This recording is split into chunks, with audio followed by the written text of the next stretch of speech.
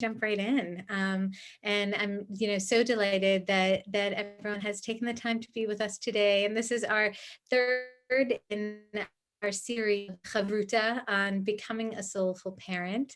And we started with Aryeh Ben David, and we were talking a little bit about chaos and how we're moving through this chaotic time together.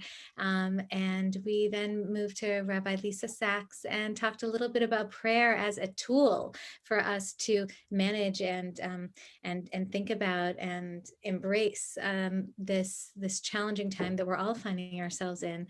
And tonight I'm with Rabbi Marc Baker, who's a dear friend and the president and CEO of CJP, Federation of Boston, was the head of the GAN Academy for many, many years, and was a Pardes fellow in the educators program when that first started off for about 4 years. So it's a real treat, and it's I was also his madricha, so that was kind of like the claim to fame of the relationship, and I'm really delighted that we get to be in conversation now about really about journeys in our parenting and the ways in which Judaism can be both an anchor and an echo for us as we navigate every age and stage of our children's lives throughout easier times and through more challenging times. And so today it will be a kind of a bit of a summary of our 3 sessions, and also with a lot of new things and new insights through our chavruta and through our conversation together. So you should all feel very much home, and as if you're we're all in the Pardes Beit Midrash again, and it's good that many of us have some books somewhere in the background so we can kind of create that intimate feeling together. And we'll talk for a little bit. I'll read a little bit from the book, Becoming a Soulful Parent, and we will also invite you to do a little bit of reflecting on your own. The book is really, like any good text, really a jumping off point into our own lives, and the ways in which the words that are written, like with all of the texts that we study, hopefully will have resonance for us personally. So we'll take that one step farther and invite you to jot down a few of your own ideas by what we're discussing and talking about here. So that's just by way of introduction, and then we'll finish up at 3 o'clock your time, 10 o'clock our time here in Jerusalem. But I want to just start with just a short transition exercise for us. There's so much multitasking that we do, and it's now just a way of life, and we're busy, if not physically in our spaces and in our work and in our families, and certainly in our minds much of the time. So I want to invite you just to do a little bit of centering for this hour that we're together, and just sit comfortably in your chair or on your bed or wherever you are, and just take a couple of breaths. And in these breaths that can cleanse us and can remind us that there's always something there that can make us feel grounded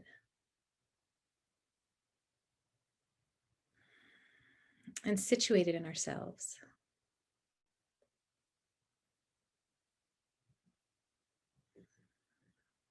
Our breath that reminds us that nothing's by accident.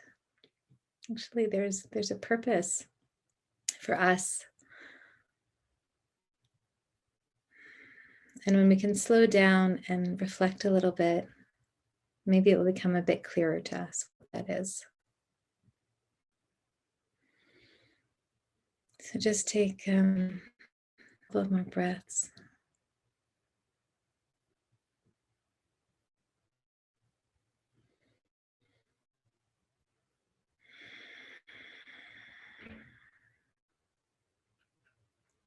The last breath of real presence, just we're here now.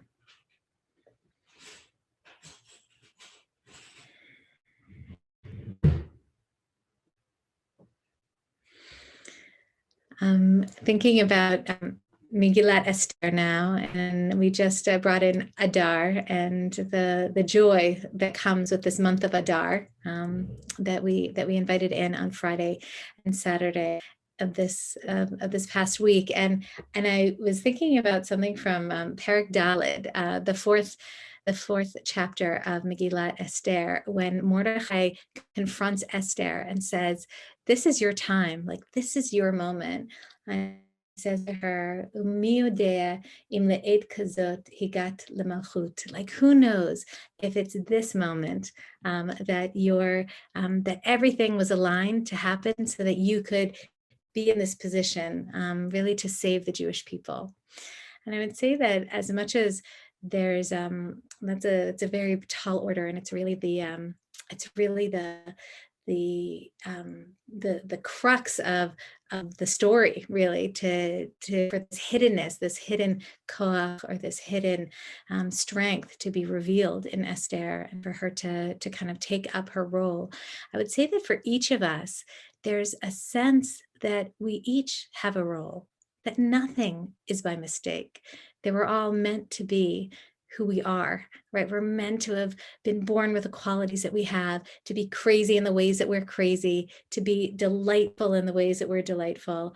And I think about that specifically as we're parents, and as we're parents and grandparents, and as we're kind of moving through these periods of relationship in our lives, that to become a soulful parent, which is really what the book that we'll be speaking about, is to become really deeply aware of who we are, and our own purpose, of why we're here, and how that can potentially be a source of strength for us as we go through maybe it's the ups and downs and the challenges of our parenting. I have to say that there are always moments, right, when our kids. I had this conversation with my two girls this evening. We have this kind of blackout time where no one's allowed to be on screens, for a period of time. We're trying to kind of get on top of that situation, which is impossible. And I turn to them and I'm like, "Hi, are you coming to dinner?" Dinner time now. And they're like, "I'm in the bathroom." And they weren't in the bathroom. They were sitting at the desk, and they were, watching something on my screen, or the other one had the phone in her hand, and whatever, they were doing what they were doing. And I turned to them and I said, "Are you lying to me?" They were like, "Yes, I'm lying to you." It's like, for real, people. But there are just all of these ways that sometimes our kids, in like the smallest and much bigger ways, might try to upend us. Might try to upend like the rules that we set at home, or the situations that we try to, even the values that we try to impart. And for us to, in those moments and in every moment, really just firmly situate ourselves in ourselves. It is not by accident that I am your mother. It is not by accident that you are my child and you're challenging me in this way. None of it's by accident. It's all an opportunity. So I just want to read a piece from the book. When Marc and I were talking earlier, I sent him the book and I said, "What piece resonated with you?" And so he said this one chapter that's called "Being Ourselves." And so I'm just going to read you a bit from it. And then, I'd love to hear, Marc, from you about just how does it land with you? Kind of what are your own experiences of either that self-doubt as a parent, or a sense of like real self-possession as a parent, and kind of what are some of the situations around that and how you think about it. So this was actually from a few years ago, when my youngest was like acting in an unbridled way in her kindergarten classroom. And she was called in and she was kind of ridiculed by the teacher. And I was brought in, and we were like all sitting in this makeshift closet in this Israeli kindergarten. And, and she was reprimanding her a little bit. And so this is what I write about my experience in that situation. So her teacher approached me a few minutes later. "I saw that it was hard for you too, sitting there," she said, and I felt embarrassed to admit that it was. The meeting was hard for me because I felt as though a strict judgment had been delivered without the softening agent of love. And yet it was very effective. Shalva, my youngest, behavior in the classroom was decidedly improving. Since that encounter, I have attempted to instruct myself, be the kindergarten teacher. If only I could command the same level of respect and clear-headed discipline at home. The day after the meeting at school, I found myself copying the kindergarten teacher's approach. Channel your inner Shulamit. But I'm not Shulamit, I'm me. And while I may be able to learn from her approach, I ultimately need to find and refine my own, as we all do. My daughter doesn't need another Shulamit. She needs me to be. And when we shift our perspective from an attitude that things are just happenstance and things just happen to be, from a kara attitude, from likrot in Hebrew, to a kara, likro spelled a little bit differently, which means I was called upon, every situation becomes an opportunity to respond. The questions then can shift from ones that reflect the randomness of life, like either how lucky am I or why do I have such bad luck, to what meaning can I make of either a joyful or even unfortunate situation, or more specifically, what am I called on to do in this moment now that I'm here? And when we ask this kind of a question, we can open ourselves up to growth. Perhaps this child is who I need in order to grow as a parent. Perhaps I am the parent my child needs to grow too. So being Shulamit won't help me much now, but being Ima Dasee will. So I'd love to know from you, Marc, just kind of as you think about yourself, and you have 4 kids and they're, from teens to a bit younger, to, what are some of the ways, and I think that Jill, your wife, is on the call too. So, you can add in or you can process later. What are some of the ways in which this idea that we're kind of meant to be the parents for the kids that we have, and when do we feel that kind of soulful presence, and when might we not? How do you see that? How do you think about that? First of all, that was beautiful, Dasee, as is the whole book. So thank you for writing it. And it's great to see everyone on this call, many of whom I've known for a long time, long before I had kids. And thanks for inviting me to be in this conversation with you.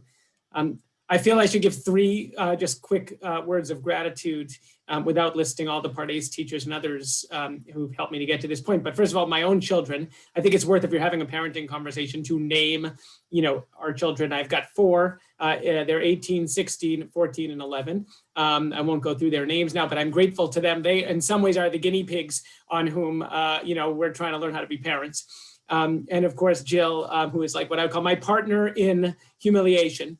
Which is like, at our best, we're laughing at ourselves, at the absurdity of this imperfect art called parenting. And then the last is, the decades of high school students, on whom I've actually learned, gotten to practice, raising children, and from whom I've probably learned, so much about kids, and the parents, some of whom are on this call, who've like trusted me with their children.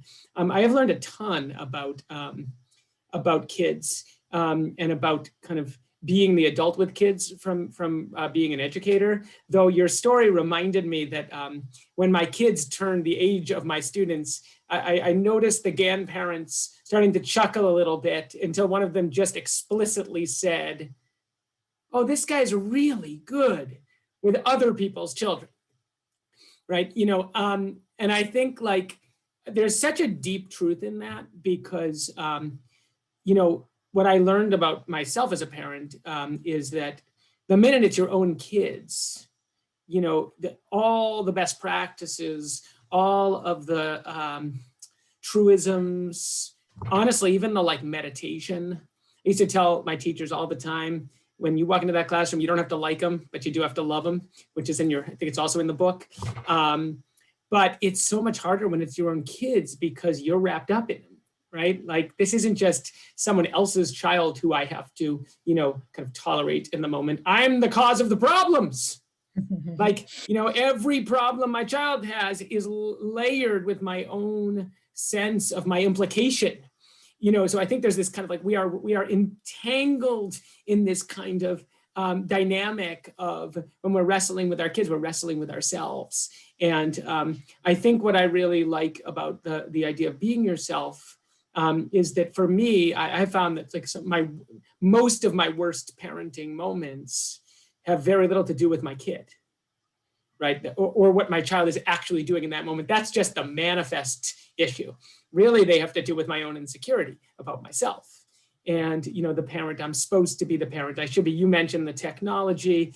I was going to make a joke, you don't know how to parent your kids on screens? But I'm shocked, but I like to sometimes say, like, I'll walk in the room, see my kid on a screen and be like, will you put that down already? And the truth is, he could be like, I just picked it up 1 minute ago. But it doesn't really matter, because in my mind, what I'm really saying is, I have no idea how to parent technology. I feel completely incompetent. I'm probably screwing you up. And so I'm just going to react the minute I see you on it. There's no rhyme or reason to this. That just has nothing to do with his use of technology in that moment. It has to do with my own sense of inadequacy. And I was just thinking about, your point about the calling. And now I'll just, because we want to be in Chavruta, like maybe offer a challenge to that a little bit. So I love your point about kind of clearing out the chaos, and that we're not our best selves as parents when we're thinking like, why is this happening to me? I cannot, the idea of finding a sense of presence amidst the chaos really, really resonates with me. I will say the idea of calling feels a little intimidating to me. Meaning this notion of like, I was put here to parent you in this moment, feels like it actually could throw one off their parenting game. And I'm meaning, like, I sometimes wonder, and I don't think, for me, this is not a kind of fundamental critique of all of Ayeka, let's say, or of all of soulful parenting, but I sometimes actually feel like hyper intentionality gets in the way of me being my best self and my fullest self as a parent. Because in my mind, I'm like, if I'm just fully present, if I am the parent you need me to be, if I am here, like I can just respond to this moment. But even that process sometimes kind of psychs me out. Like, and actually what my child just needs in that moment is like, chill out, Dad. And I don't need you to be called to this moment. I don't need you to be the most soulful parent in the world. I need you to just like be yourself, be in it with me, and like relax. So I think that's like, it's interesting. Like maybe there's a time for the, I guess I'm just wondering when the soulfulness actually isn't what, a certain kind of effort to be soulful. Other than the fact that it gives our kids something to laugh at us about for many, many years to come. I'll never forget when like my niece Mayan, it was like, did you just read a parenting book? I feel like you just read a parenting book.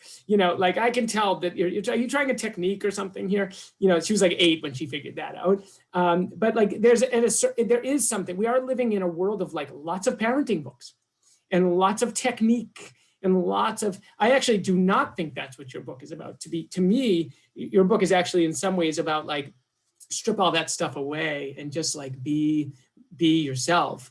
But it's a fine line, I think, between like letting yourself be and actually almost like obsessing about a kind of a being that makes it hard to just kind of like be real. Mm-hmm. I love what you're saying. There's I remember a friend of mine who was in actually our first Becoming a Soulful Parent group. She said to her, she's like, she has 3 kids. 2 of them are twins, and she said, this was her train of thought.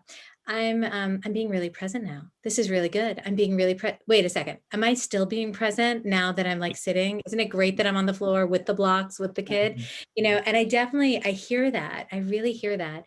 And I'm wondering, and I also hear that our kids, don't want us to be the technique, right? I remember my son would say sometimes like, Ema, why are you repeating the same script again and again? Like, why are you saying the same thing? I'm like, I don't know, because I read in that book that like, if you say this and this will be the outcome, then they will cooperate because I'm listening in the right way. So 100%. And I think that there's a way in which a lot of parenting books kind of prey on our deficiencies as parents, which is like, you're not present enough, you're not real enough, you're not soulful enough, you're not connected enough. And I think that one of the things, and I so appreciate you being in this conversation, Marc, because you're a very public person, and you're a very public figure. And for you to be able to reflect honestly about your own experiences and your own experiences ahead of school, or your own experiences, even, you know, as a real a leader in the Jewish community in Boston, of you know, even what you said about the humiliation piece, that it just gives permission, I think, to other people's to be the same, to say, this is hard, I'm imperfect. This is also a miracle that I get to be a parent at all, and that I get to have these kids in my life. And let's just like be real and open and honest about it.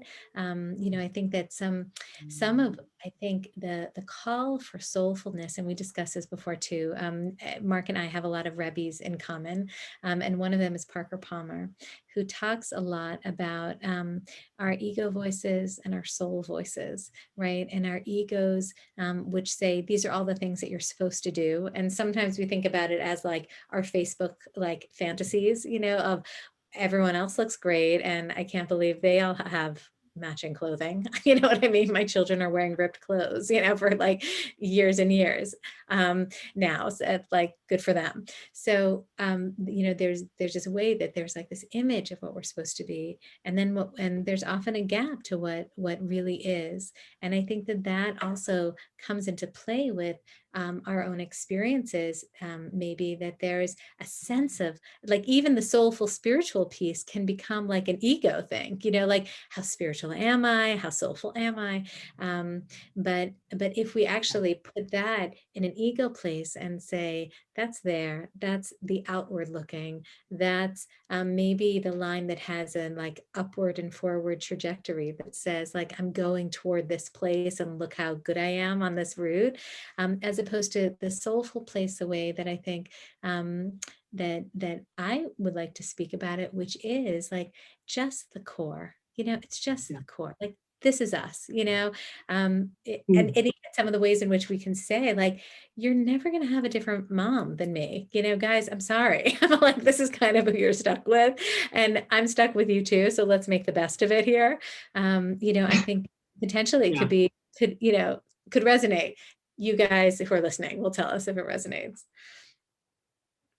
Yeah, you know, that ego, the soul versus ego thing, I think, and I don't remember if you read about this in the book or if Parker writes about this when he talks about this, but like part of the ego self is also the competitive self, you know, and your point about making the soulful into the ego is so funny. My colleagues tease me that like, I'm the only person that like, I start meditating and then I become like a competitive meditator. You know, like I was like, you know, it was like the best breathing. I think you know, I'm a competitive therapy patient too. I'm like, I know this is not a competition, but like, am I your best patient? Like, am I the person? I am. So you can take anything that is not, you know, that is meant to be, you know, just not about competition, not about ego, and turn it into that. I want to throw like another angle on this, which is kind of the other risk of the soulful parenting is that it's about us at all. You know, and I think there's also like a fine line here between, of course, this is about us. Like we are the human beings who are doing the parenting. And so, you know, to me, that means like our parenting becomes a laboratory for us kind of working through our stuff, like it or not, you know, it is we who are showing up every day as the parents.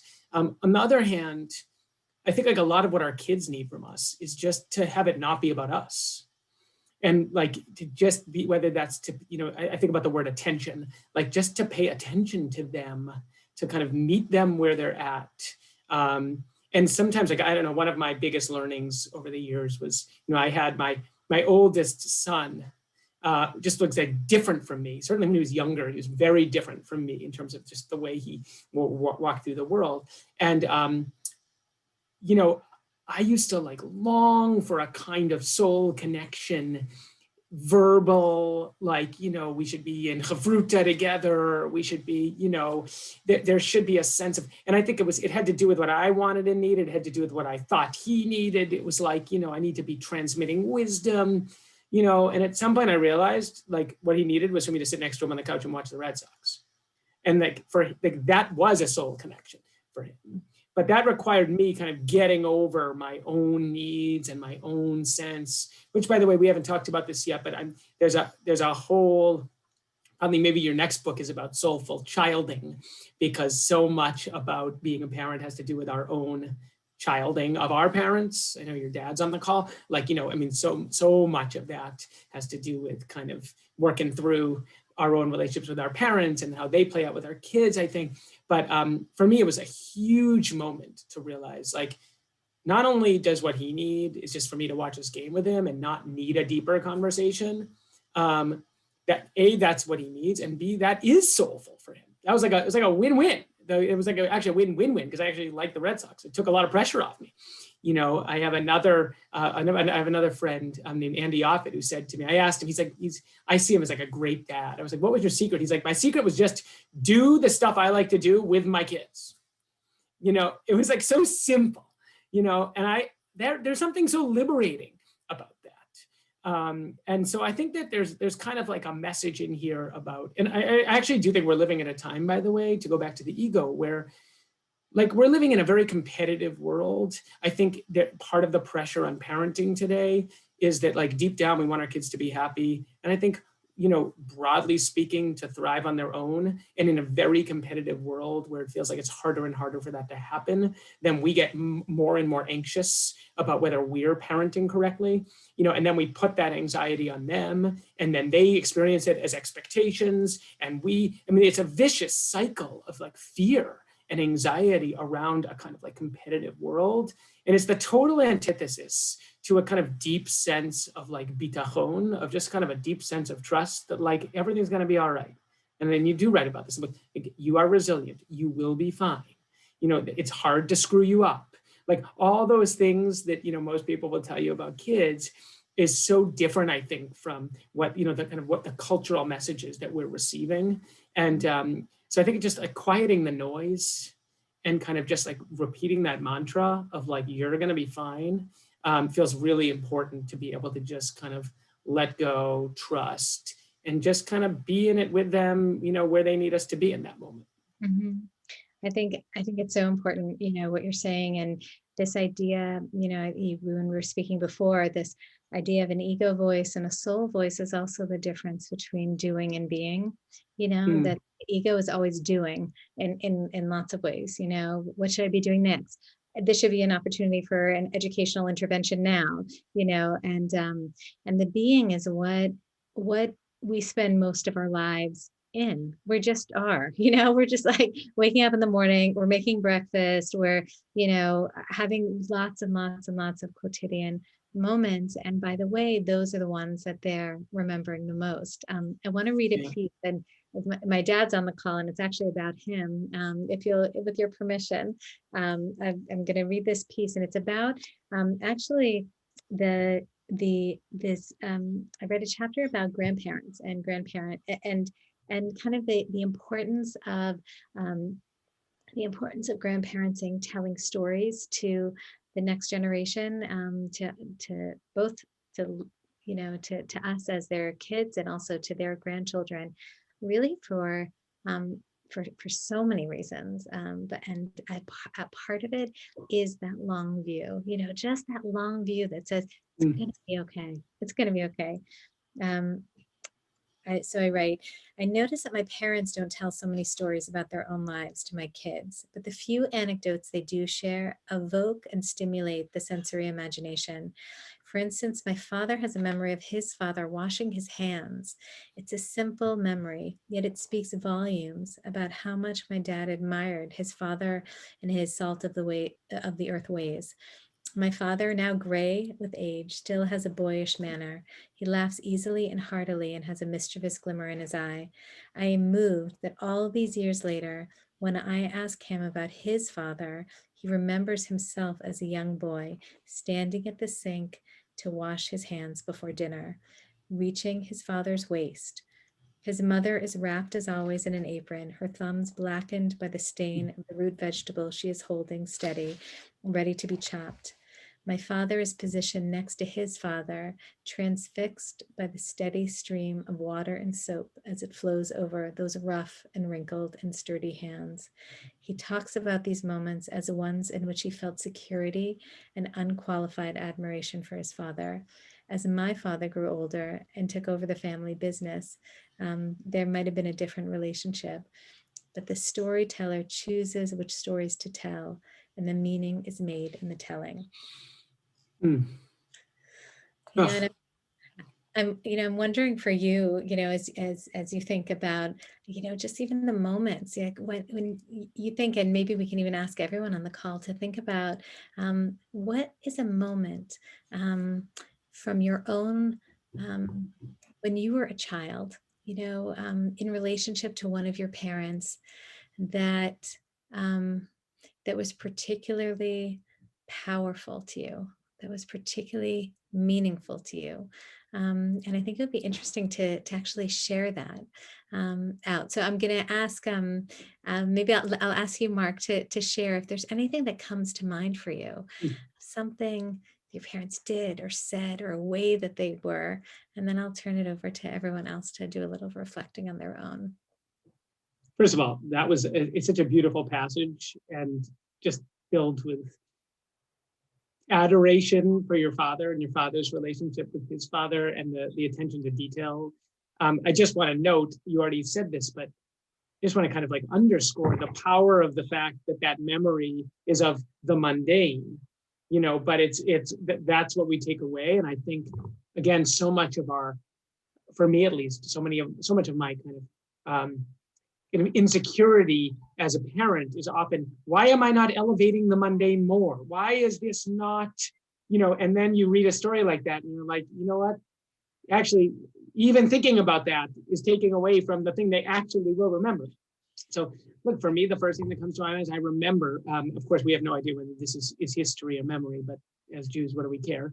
I remember distinctly being home as a young boy. I think I was in my pajamas already, but it couldn't have been that late. My father wasn't home from work yet. He called and said, like, what are you doing? I said, I'm like getting ready for bed. He said, put your clothes on, we're going to the Celtics game. And I, kind of surprised me. We went to this, picked me up.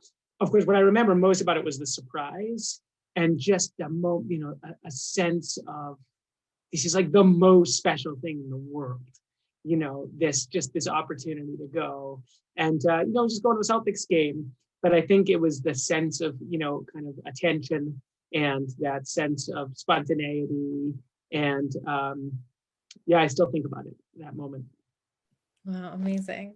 Amazing. So I'm going to invite all of us actually to kind of go down our own memory lanes for a few minutes and take pen and paper and think about a moment, really the first thing that comes to your mind,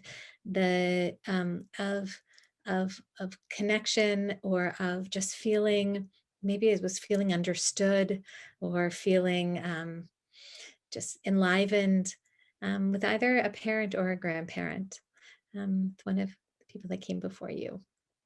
So take a couple of minutes. I'm going to turn off my mic to give you a little bit of time to reflect on that, and then we're going to come back and share a few of these with each other. I think also as a way of bolstering each other and remembering how insignificant moments can become so significant for us. So and I'm going to turn off the recording now also, and then we'll bring it back on at the end. Soon after, and as master storytellers, we kind of that awareness and consciousness of the stories that we tell to ourselves and to our kids and in our own lives. And I often find, I'll just share my memory that I wrote. The very first thing that came to mind, and there are millions and millions of memories. Well, one memory that came to me was my mother putting me to sleep, in this very particular way. I don't even remember when she stopped putting me to sleep, but like my oldest is 12 now and still invites us to kind of put him to bed. And it's just delightful in those moments. But that feeling that someone is helping me was helping me transition, from something that was, from my day into sleeping. And still the lullabies that I sing to my kids are the same ones that my mom used to sing to me. So I think that was something that came up for me right off the bat. I'm wondering if there's anyone else who wants to share. I don't know how to unspotlight us. Let's see how we do this. I'm just going to, I'm going to remove the spotlights from us so that we can be together here. But I'm wondering for anyone else, did anything come up for you? A moment, a memory? Yes, Ellen.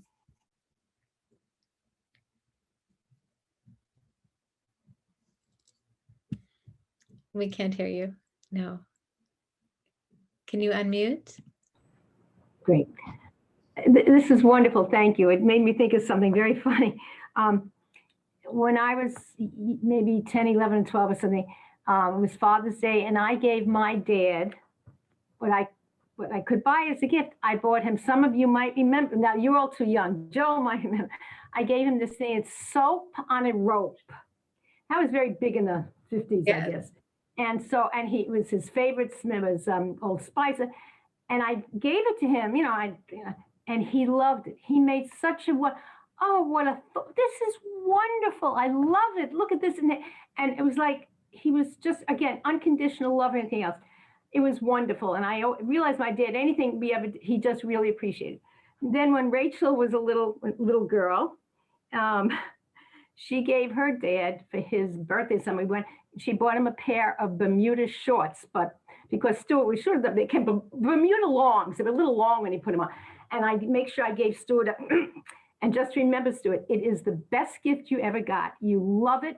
He wore it outside, and it was very interesting. And again, unconditional love. It's a great gift. Thank you. It's from, for your heart to me, because his family, my husband's family, was very critical things. Everything had to be perfect, and everything was even the gift. It was very, very different on that side. But when my family set that goal, especially with my dad, of this wonderful acceptance of who you are as a person, and I love you for it, and it's the best.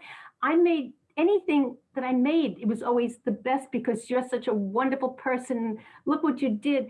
And I tried to do this with Rachel, and she does it with her daughter now too. And it's interesting, you can't take it for granted, but that verse came to me just as you said that, soap on a rope. Yeah, yes. I remember those soaps on a rope. I do. I think that's beautiful, and just a sense of what does it actually mean to give a gift? Korban notes are gifts, right? That we have in the Beit HaMikdash, that we offer things up. It's an offering up, and to be able to receive it with that same, energy with which it's offered. Right. And Rachel just turned 49. Yesterday was her birthday. Wow. Was that so, Ellen? Yeah. Amazing. What about for anyone else? And Marc, definitely come in if there's anything that jumps out for you. Anything else, kind of that first moment or that first memory? Yeah, Deborah.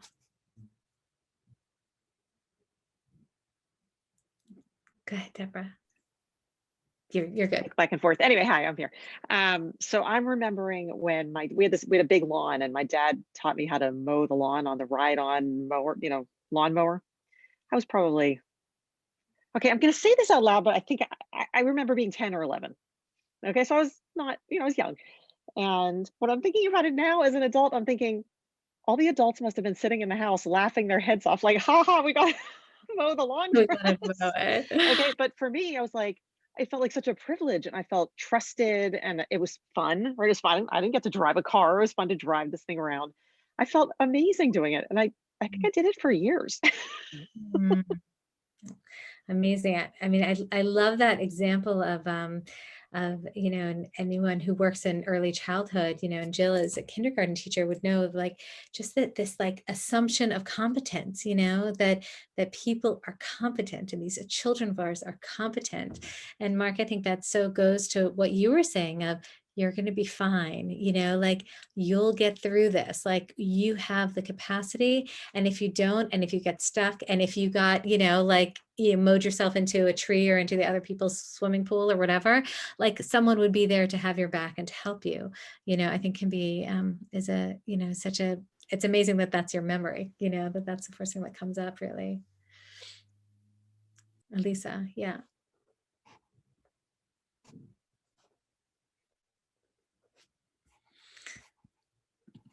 Okay, sorry. Well, I have to tell a story after Deborah because it's so connected, and it just reminds me so much of, you know, like Marc's story of watching the game, and especially with Marc's friend who said, you know, just do the things that you like to do, but you do it with them. And I feel like that was literally my dad's parenting style. And he was a really fun person. I mean, he still is a fun person. And other than COVID, like he does fun things. He's like, you want to come, come. And then we got to do all these fun things. So one of the things like that he did, he in his earlier life, he was a costume jewelry salesman by trade, and so he would often go off for like a few days a week, upstate New York, different things. And so, you know, I think maybe a couple of times over school vacation, I remember him taking me, and he took my sister, you know, later. Him taking me, and I was young, and you know, like Deborah, I have no idea how old I was. I don't really know, but I was young in my mind. And I totally remember we were on the highway in his Cadillac, and he let me drive.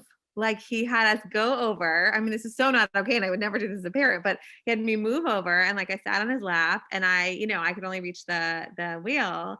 And like I drove for a few minutes, and you know, this is when the CB radio was happening, and you know, truck drivers, I don't know, were talking. And I mean, you know, to remember that to this day, you know, like this few minute moment, you know, is so special. And he was just working, you know, again, like with Marc's friend and what he said, it's so powerful, right? Because we think about what are the special things I can do with my kid? What are the meaningful, special, like connections, conversations, whatever. And he was literally at work, you know, and I got to go with him. And then he, you know, saw sort of me, you know, my sort of what Dasee's saying, like competence, you know, not that I could actually drive, but that like he was literally still sitting right there, you know. And he let me do that. And that felt like so above and beyond and so special. You know, those kind of small moments. I love that. Such great reflection as a parent right now to remember the small moments. So thank you for this opportunity to reflect. Yeah, I think I was, what comes to mind as you're speaking, there's this great book called The Coddling of the American Mind. And it's by Jonathan Haidt. And he has this line in there, a set of lines, and, you know, it's about like also our culture of trying to kind of control and like hermetically seal our kids in all the time. And, you know, the paranoia really around like our fear about what could happen, you know, what if we let them do this, or what if they go there, because there was one in a, you know, million or 100,000 cases where something did go wrong. And he says that only kids know what the right amount of risk is, you know, and only they can figure it out. So when my son is into skateboarding, so when he's at the skate park, he knows like when the trick is too dangerous, you know, or when our kids are, you know, we're like safe, we're proofing our house with like all the safety measurements. You know, and I see Alexandra on the call, and thinking about you here, but you know, what are the times when we let them fall, you know, when we let them figure out how to fall, because they'll learn more from that. And how do we like bolster ourselves in those moments when sometimes, and this goes maybe to the kind of hyper consciousness thing of parents today, Marc, we just don't want to, right? Like I can't let you fall, you know, like the stakes are too high. What will other people think? Will they like call Child Protective Services and say I'm a bad mom because I did X, Y, or Z, or a bad dad because I did the other thing? I don't know if you have any thoughts about that, or kind of how that is situated. I was gonna say that reminds me, you know, I think for sure, by the way, we're living in a period where we've somehow deluded ourselves into thinking, you know, there's like spirituality 101, you know, you have agency, you have a certain degree of control, but the one thing you cannot control is the outcome, right? And so I feel like we're living in a time that can feel so chaotic, where the stakes feel so high, that we actually have like lost the art of asserting right control. I mean, like meaning proper amount of control, which necessarily involves letting go of the outcome. So, I mean, I spent most of my time parenting adolescents, you know, and by the way, I'm not sure I agree that your theory about only the only kids that know the right amount of risk, I think once they get to adolescence, like I actually worry maybe they don't know. So, but, you know, I think I think that we often toggle between hyper control and permissiveness, where we're like, maybe my job is to like, they know, I don't need to know, or I'm going to literally hold their hand, all the way through, law school graduation. And I think part of it is saying, my job as an adult is to set boundaries. And then to trust that like you will navigate your way through them. And sometimes that means that my boundaries will not prevent you from falling and hurting yourself. And sometimes you will break my boundaries. I can't control you, but my job is to set boundaries and then to kind of, again, liberate myself from being like responsible for every single thing that happens, because I can't control you anyway. And so I think we need to reclaim some kind of conversation about boundaries and roles, and like, this is my job as an adult and this is your job as a kid. My job is to set boundaries that make you mad at me. Your job is to push those boundaries. Like, that's what we do, and it's, anyway, I think this is like, feels like a really generative kind of like ripe topic, and one that I certainly struggle with, and I think a lot of parents really struggle with. Yeah, Joel? Dad? Hold on, I think I have to do this. God. Yeah, I got it. You okay? Can you hear me? Yes. So this is interesting to be able to look at what Elisa mentioned. Was part of my memory, which came from when I was 12. My dad, who had been a jewelry salesman, and I got to work with him for 28 years, but he took me to New Hampshire for a selling trip. He thought I'd be bored out of my mind, but I have always said, in almost any field you can mention, and when I went into philanthropy, it was a core too, time and attention is the key to relationship building. Well, that's with your wife, your husband, your children, your donors, whatever, time and attention. And if you don't do it, somebody else will. And that's a core. But to be in the same car with my dad, and as Dasee read that story before, I just had great respect for him, to stay overnight in a cabin, part of a group of cabins in New Hampshire, to eat a fried chicken dinner with my dad.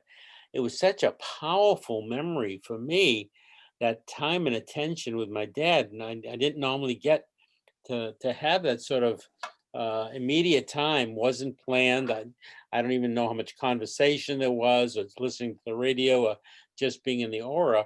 And I wanted to do it with my kids. I especially, living in this lovely suburb of Newton, life is good here. I wanted them to get a sense of how I earned my living and what I did. So as Lisa mentioned, we were in upstate New York, and when you drive back from Buffalo or Syracuse or Rochester on a Friday night and go through 3 or 4 weather systems before you finally make it back, and as a driver, you're wrung out from that when you finally make it back at 11. They had a better sense of what I had to just unwind, and Dasee did it down to Poughkeepsie and part of that in New York. But just the alone time, unstructured, and for them to see what was going on, I thought was for me, I thought was a very important lesson, that how we lived our life didn't come by magic. It didn't come out of the sky. It came from very hard work in a lot of different ways, both tangible and intangible.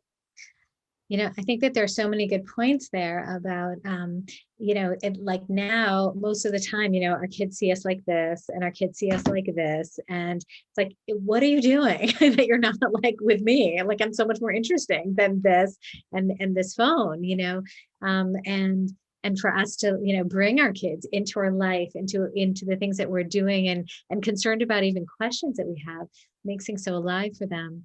And I'm thinking now, as we're kind of winding up our time, I think I'm integrating a little bit the question or the look from a long view of memories and our memories and memories, whether and intergenerational relationships and what we can learn from that and glean from that, and how that gives us a kind of space and expansiveness and a feeling of trust, and that we can kind of like rest in this eternal thing that's called parenthood, that's just going to like keep on going on, like with and without us, and then the real day-to-day stuff that feels overwhelming and tough and hard and COVID and working, and how do we manage everything, and boundaries, and what does that look like? And I'm thinking a little bit about this idea that I bring from the book about these two different mindsets of like a shamor v'zachor mindset. And shamor mindset, and I'm thinking about like the halacha of Shabbat and Shabbat observance, where a shamor mindset says there are boundaries here, right? There are things that just like they're part of the DNA of life, right? Like the sun sets, you light candles, it's Shabbat. Like it's just Shabbat, you know, whether you do anything or not, it's Shabbat. This is like the reality here. And the shmirah, the guarding of that says, I'm actually going to consciously do something. I'm going to actually bring myself and say, these are my values. This is how I want to safeguard this space of time on Shabbat. But then there's a zachor mindset, which says, well, what do I want to do in it, right? What do I want to do that elevates it, that celebrates it, that makes it a joyful time and space, which can also be a complicated question with kids running around and like not everyone agrees with it. And, you know, they're kind of upending, you know, your white tablecloth. But I think that mindset is a powerful one for us to think about and apply to lots of areas in our life. Also to, you know, the question about discipline. Like, what does it mean to have a shamor mindset? Like, just a part of life is that anachnu shomrim, like we guard boundaries, right? And we say this is not okay, and you've crossed the boundary, and you're going to do that, and then you'll see what happens when you do that, you know. But then there's also that zachor mindset, and that zachor mindset says, you know, what's the quality of our relationship? What's the tenor of our relationship? How do I show up in our relationship? Not to be like hyper focused and hypersensitive about it, but just an awareness around it, you know, which I think that can potentially be just useful for us to play with, even outside of a specifically or strictly Shabbat framework. So I just offer that up as a way of concluding this session. And Marc, I invite you, if there are any last things that you think that you'd like to share as you're kind of taking in, you know, some of this beautiful sharing, you know, that people have done. I mean, that's a beautiful way to end. The word that's in my mind as you're talking, especially around the shamor, is just, we also just need to trust ourselves. That I think that I think a lot of our instincts are there, but we're living in a world of kind of like telling stories about our stories that kind of, again, psych ourselves out. And in a world where boundaries aren't clear, like shamor isn't clear. And so it makes, you know, it's like being, you know, everything is a choice. Everything is complicated. Everything could be different. And that's like hard. It's just too many choices, you know, and to some degree, it's like set the boundaries and just trust yourself. And by the way, our kids will try to psych us out and tell us, well, no one else is setting boundaries that way. And you're not. Like, that's all part of the game. So I guess my kind of blessing to all of us is that, you know, in that process of shamor and zachor, you know, just trust our instincts and just kind of go with it. I love it. I love it. Well, I'm so grateful to be in conversation with you, Marc, and in Chavruta, and with all of our friends here. We've, you know, it's I think it's a testament to lots of different kinds of conversations you can have with friends from a while back. And I invite all of us to pick up the phone or to kind of get your Chavruta on any issue that you're thinking about or struggling with or contemplating around parenting or other relationships that are important to you. And we're closing this 3-part session, and I want to just make note that we have, I put in the chat, if folks want to check out this book, Becoming a Soulful Parent, you are welcome to. And it's and you can get it through a donation to Ayeka, which is the organization that helps sponsor it. Okay. This is preaching to the converted. So, and the copies are also available in Israel. A great gift if you want to give it as a gift to others too. Great, thanks, Marc. You're welcome. And we also have a Pardes has a podcast called Inspired Parenting, which was a conversation that I had a little while ago with Tovalea Nachmani, an amazing teacher at Pardes. And we did a several part session on Passover coming up. So you can check that out as well on elmad.org. .il, and we're really just so grateful that you're able to join us, and we wish you a happy Adar and a happy Purim, and lots of love and health to everybody.